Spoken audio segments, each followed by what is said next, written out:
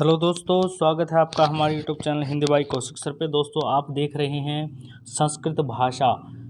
HTET के लिए संस्कृत भाषा में जो अब की बार नया विषय एक प्रकार से सम्मिलित किया गया है, पैडागोजी, जो आपकी सब्जेक्ट में दिखाई देगी। अर्थात जो 60 नंबर का सब्जेक्ट था, 60 नंबर का सब्जेक्ट था, वहाँ पर आपको पैडागोजी दिखाई देगी। उसकी दूसरी क्लास आज आप देख रहे हो। तो देखिए दोस्तों, टॉपिक है हमारा व्याकरण शिक्षण शास्त्र, जिसको पैडागोजी बोलते हैं। तो व्याकरण के बारे में चलिए बात करते हैं। दोस्तों, मौखिक व लिखित रूप से भाषा सीखने में व्याकरण की बड़ी भूमिका होती है। भाषा शिक्षण एक प्रकार का संप्रेषण है। तो यहाँ पे ध्यान दें, कई बार क्वेश्चन दोस्तों इस प्रकार से आता है। दोस्तों, मैं टाइप ऑफ क्वेश्चन आपको साथ साथ बताता जाऊँगा, ठीक है। तो कई बार पूछा जाता है कि भाषा शिक्षण क्या है। भाषा शिक्षण एक प्रकार का संप्रेषण है दोस्तों, ठीक है। तो भाषा संप्रेषण शिक्षक और छात्रों के नए भाव, दृष्टिकोण, सूचना, व्यवहार तथा कौशल आदि के सिखाने का प्रयास करता है। तो यहाँ पे क्वेश्चन इस प्रकार से बनता है, भाषा शिक्षण निम्न में से किस चीज़ को सिखाने का प्रयास करता है। हो सकता है दृष्टिकोण कर दे, सूचना कर दे, व्यवहार कर दे, इसमें से कुछ अलग कर देगा और बाकी सबका ये होगा। तो आपको इनको बड़े ध्यान से देखना है और आपको सीखना है इन चीज़ों को, क्योंकि यहाँ से ना पढ़ते हुए बड़ा आसान लगता है थ्योरी से, मगर जब क्वेश्चन यहाँ से ही पूछे जाते हैं तो इन्हीं चीज़ों में से हमें थोड़ी सी कन्फ्यूजन पैदा हो जाती है। उसके बाद चलते हैं दोस्तों नेक्स्ट क्वेश्चन पे। नेक्स्ट बात क्या है कि यह जो प्रक्रिया है तभी संभव होती है जब शिक्षक और छात्र उसे को उस भाषा का ज्ञान हो। अर्थात जब दोनों ही उस भाषा को जानते हों तभी ये जो प्रक्रिया है वो सही साबित होती है। संप्रेषण को समझने के बाद छात्र अपनी अनुक्रिया, अर्थात अपना जो भी उसका एक प्रकार से उसको समझ में आया नहीं आया, वो जो अनुक्रिया देगा, व्यक्त करता है। यह अनुक्रिया शिक्षक द्वारा पूछे गए प्रश्नों के उत्तर के रूप में किसी अन्य रूप में भी हो सकता है। अर्थात या तो वो क्वेश्चन पूछ सकता है इस विषय में, और या फिर वो किसी अन्य रूप में भी, अर्थात कोई एग्जाम्पल देके, कोई उदाहरण देके प्रैक्टिकली रूप में भी पूछ सकता है। तो यहाँ पे क्वेश्चन ये बनता है कि जो भाषा शिक्षण में जो अनुक्रिया होती है वो अध्यापक लेता है प्रश्नों के द्वारा या अन्य माध्यम के द्वारा। तो अन्य माध्यम के द्वारा भी वो ले सकता है। अधिगम को प्रभावशाली बनाने के लिए सुनिश्चित कर लेना चाहिए कि संप्रेषण में कोई बाधक तत्व न आए। अर्थात सबसे पहले हमें ये सुनिश्चित कर लेना चाहिए कि जब हम संप्रेषण करेंगे, जो हम सिखाएंगे, अधिगम करवाएंगे, उसमें कोई बाधक तत्व न हो। अगर कोई बाधक तत्व है तो उस तत्व को पहले ही क्या कर दिया जाए, निदान कर दिया जाए। इसका निर्धारण शिक्षक को पहले ही कर लेना चाहिए। संप्रेषण को मुख्य 2 वर्गों में बांटा जाता है। यहाँ से होता है दोस्तों आपका मुख्य पार्ट स्टार्ट, यहाँ से होता है सबसे इम्पोर्टेंट पार्ट स्टार्ट। 2 वर्गों में बांटा जाता है, शाब्दिक संप्रेषण और अशाब्दिक संप्रेषण। यहाँ से आप एक एक पॉइंट ध्यान से सुनोगे। शाब्दिक संप्रेषण उन संदेशों से संबंध रखता है जो शाब्दिक रूप में भेजे जाते हैं। शाब्दिक संप्रेषण निम्नलिखित ढंग से होते हैं। कौन कौन से भाई? मौखिक संप्रेषण सबसे पहले, जैसे बोलना और सुनना इसके अंदर आता है। यहाँ पे क्वेश्चन कई बार आ चुका है कि मौखिक संप्रेषण में, क्योंकि एचटेट में तो पहली बार आई है पैडागोजी पहले भी आती थी संस्कृत की। ये भाषा की पैडागोजी है दोस्तों, यहाँ पे संस्कृत और हिंदी दोनों में ही काम आएगी। मौखिक संप्रेषण में क्या शामिल है? बोलना, सुनना। तो हमें लगता है मौखिक में तो बोलना शामिल होगा, बिल्कुल सुनना भी शामिल होगा दोस्तों, क्योंकि संप्रेषण किसे कहते हैं कि अपने विचार दूसरे तक समझाएं, अपने व्यवहार दूसरे तक समझाएं, अपने जो उद्देश्य है वो यही तो होता है। मगर यदि कोई सुनेगा ही नहीं तो हमारे बोलने का औचित्य क्या हुआ? तो मौखिक रूप में, मौखिक संप्रेषण में बोलना और सुनना दोनों ही क्या होते हैं, शामिल होते हैं। जैसे कक्षा, शिक्षक, छात्र, ठीक है। कक्षा में जो शिक्षक और छात्र है वो तीनों ही इसके अंदर आएंगे। तो मौखिक संप्रेषण में कक्षा, शिक्षक, छात्र और इम्पोर्टेंट बोलना और सुनना। दृष्टि संप्रेषण, अब दृष्टि संप्रेषण में देख लीजिएगा क्या क्या आएगा। पूछा जा सकता है कि शाब्दिक संप्रेषण में दृष्टि संप्रेषण क्या है भाई? दृष्टि संप्रेषण देखिए, पोस्टर, चार्ट आदि क्या है। मौखिक संप्रेषण में क्या था और दृष्टि संप्रेषण में क्या आया?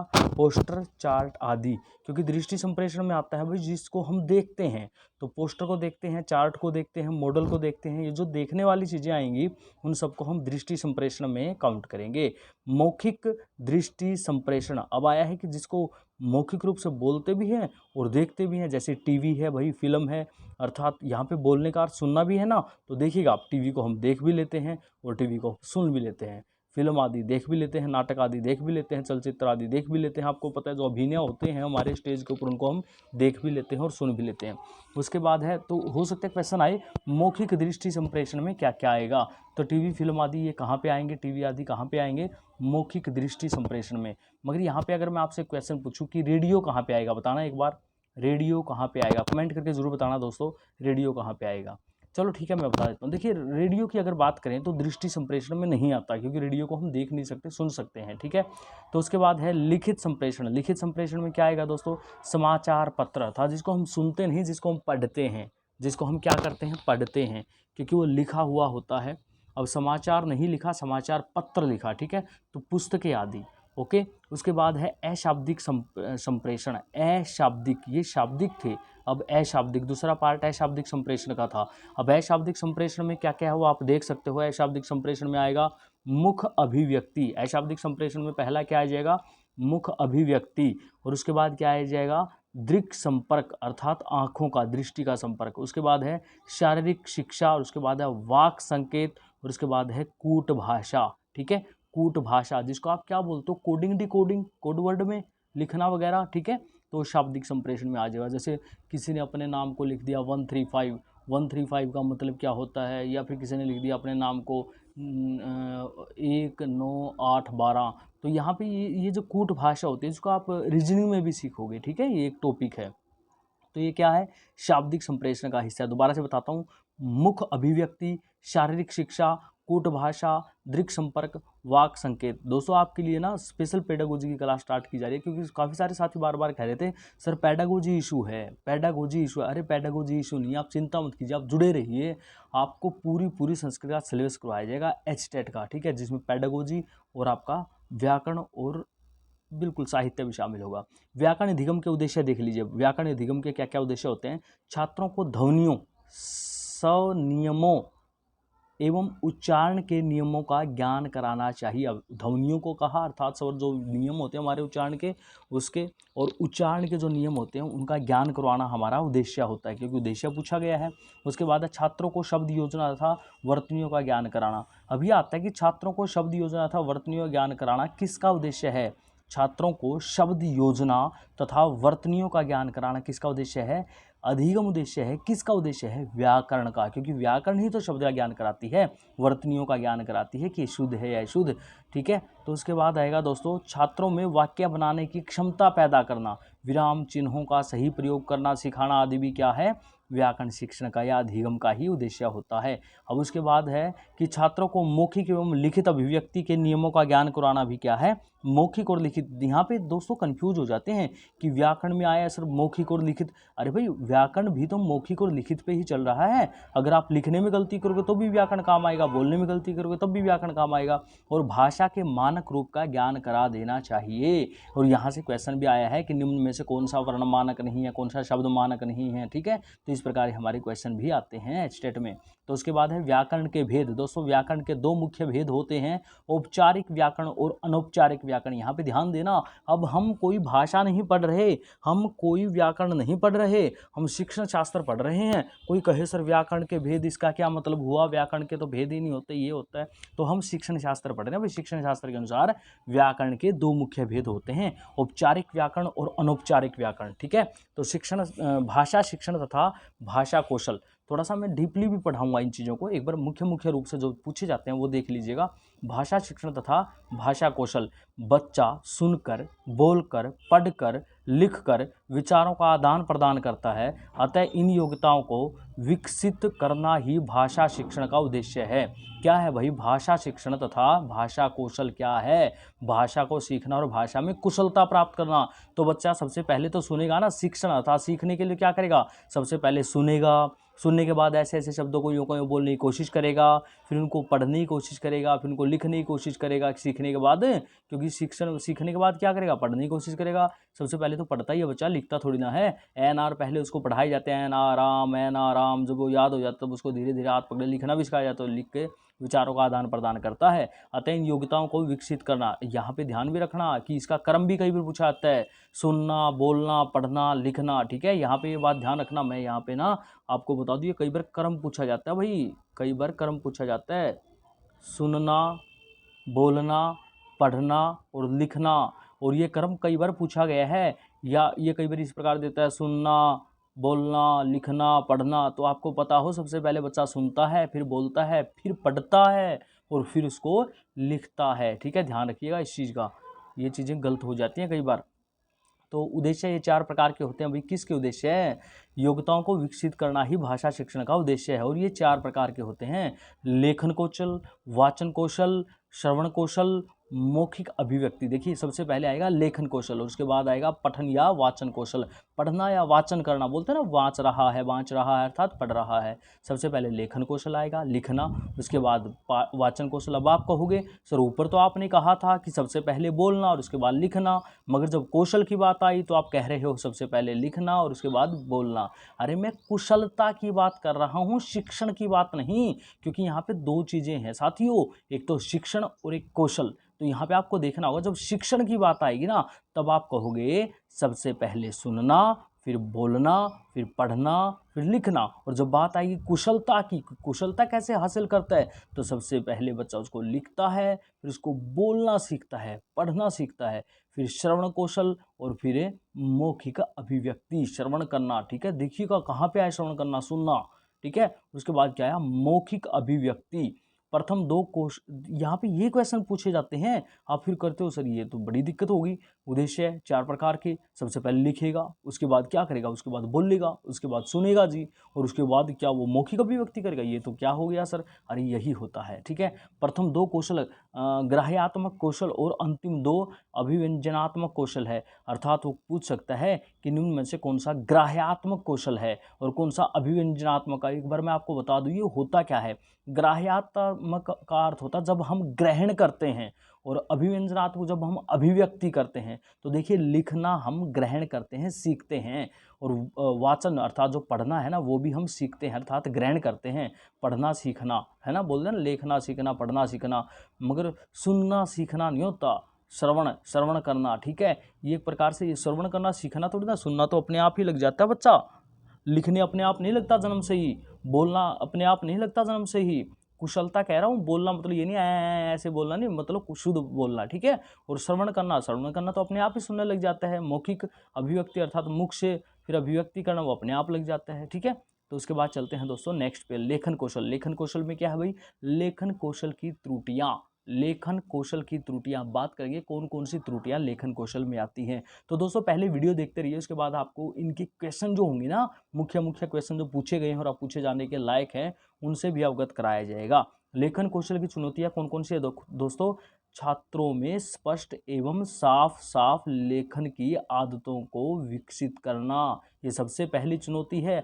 आज के समय में सबसे बड़ी चुनौती यही है कि साफ लेखन की आदत को विकसित करना। और उसके बाद अगर कोई चुनौती है तो वो ये है कि शुद्ध लिखना, क्योंकि आज हिंदी में कोई, संस्कृत में कोई शुद्ध नहीं लिख पा रहा। ई की मात्रा गलत हो जाती है, ऊ की मात्रा गलत हो जाती है, कभी कारक संबंधी अशुद्धि हो जाती है, कभी संज्ञा संबंधी, कभी सर्वनाम संबंधी। ठीक है, तो उसके बाद है छात्रों को शुद्ध अक्षर विन्यास। देखिएगा यहाँ पे आ गया ना कि वो मात्राओं का था, अब अक्षर विन्यास, अर्थात ये सबसे बड़ी समस्या ये भी है कि बच्चा लिखना शुद्ध नहीं सीख पाता, अक्षर कैसे बनेगा, लिखना ही गलत लिख पाता है, या फिर मैं कहूँ री को मैं थोड़ा सा एग्जाम्पल देता हूँ, कुछ एक बच्चे री को ऐसे लिखते हैं, बस सहमत बताइए हो या नहीं, मगर कुछ एक बच्चे री को ऐसे लिखते हैं।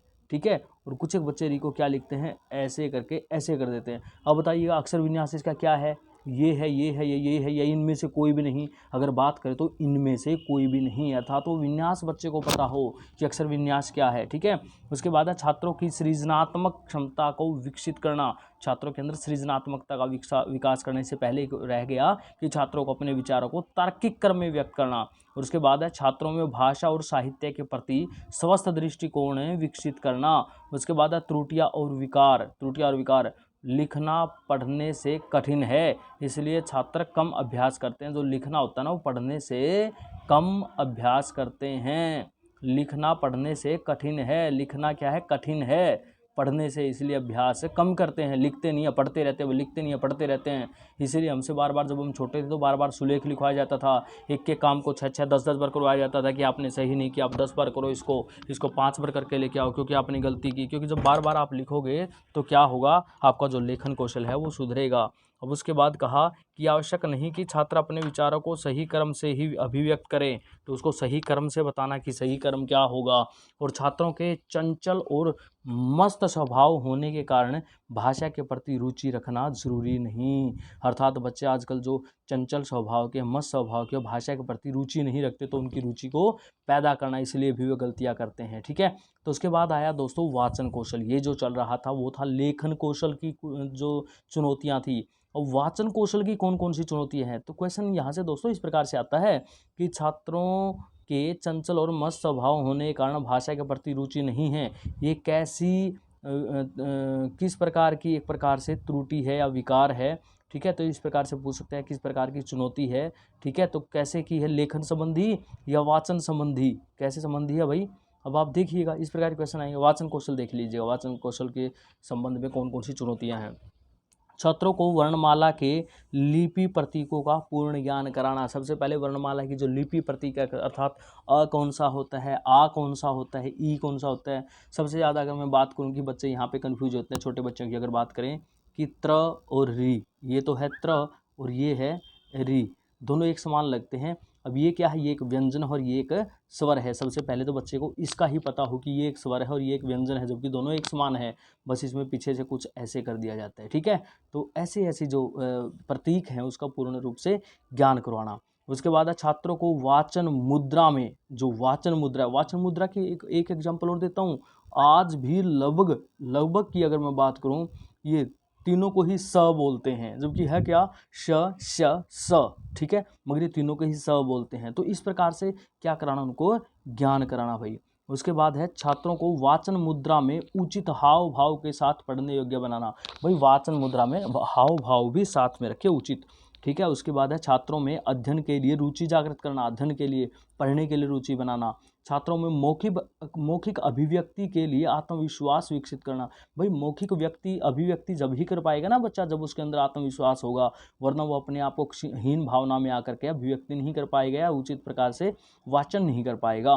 पाठ को रसास्वादन के योग्य बनाना, अर्थात पाठ को जब आप वाचन अच्छी प्रकार से करते हो तो रस पैदा हो जाता है सुनने में भी। ठीक है, तो उसके योग्य बनाना। देखिए मैं एक एग्जांपल देता हूँ, 10th क्लास की एक कविता है, सूची पर्यावरणम। अगर हम उसको ऐसे पढ़ाएं, सूची पर्यावरणम, इस प्रकार से पढ़ाओगे तो क्या है, बच्चे का इंटरेस्ट पैदा नहीं होगा। उसको हम थोड़ा गायन विधि से वाचन अच्छा भी कर सकते हैं ना, जैसे सूची पर्यावरणम। ठीक है, तो इस प्रकार से क्या करते हैं, वाचन में ना गेय पद्धति ला करके रस पैदा कर देते हैं। ठीक है, तो क्या होगा, उसके अंदर उसको इंटरेस्ट पैदा हो जाएगा। अभी बात करते हैं त्रुटियां और विकार। त्रुटियां कौन कौन सी होती हैं वाचन में, और विकार कौन कौन से होते हैं।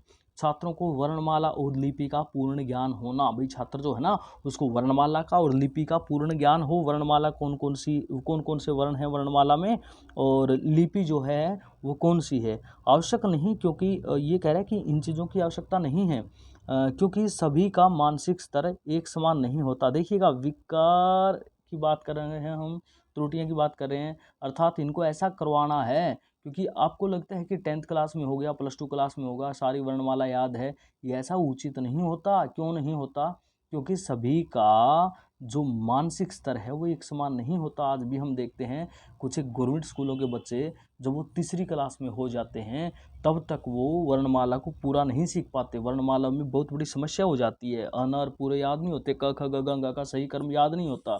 और मैं तीसरी चौथी क्यों कह रहा हूँ भाई, जब कोई बीए कर जाए, अगर उसका विषय हिंदी या संस्कृत नहीं है तो उनको बहुत बड़ी समस्या व्यंजनों में रहती ही है। ठीक है, तो उसके बाद है छात्र पाठ का रसास्वादन लेकर पढ़े। यह आवश्यक नहीं, क्योंकि छात्र मजबूरी या डर के मारे भी पढ़ सकता है। भाई छात्रों को मजबूरी या डर में नहीं पढ़ाना, उनको एक रस पैदा करना उसमें, ताकि वो पढ़ने के लिए अपने आप उतावले हो जाएं। छात्रों में उचित लय, गति, वाचन मुद्रा का विकास करना। ठीक है, ये संभव नहीं है। उसके बाद है छात्रों में आत्मविश्वास विकसित करना हमेशा सत्य नहीं होता। ये जरूरी नहीं है, कह तो देते हैं कि आत्मविश्वास पैदा करो, हर किसी में आत्मविश्वास पैदा हो जाए ऐसा जरूरी नहीं होता। वाचन कौशल, सैस्वर वाचन की चुनौतियां देखिएगा। ठीक है, ठीक है दोस्तों, आज की क्लास जो है हम यहाँ तक ही कराते हैं इस क्लास को, क्योंकि ज़्यादा लंबी हो जाएगी। उसके बाद हम पढ़ेंगे ये त्रुटियाँ जो बाकी। ठीक है, यहाँ तक हमने पढ़ा वाचन कौशल, वाचन कौशल पढ़ेंगे उसके बाद। ओके दोस्तों, बेस्ट ऑफ लक।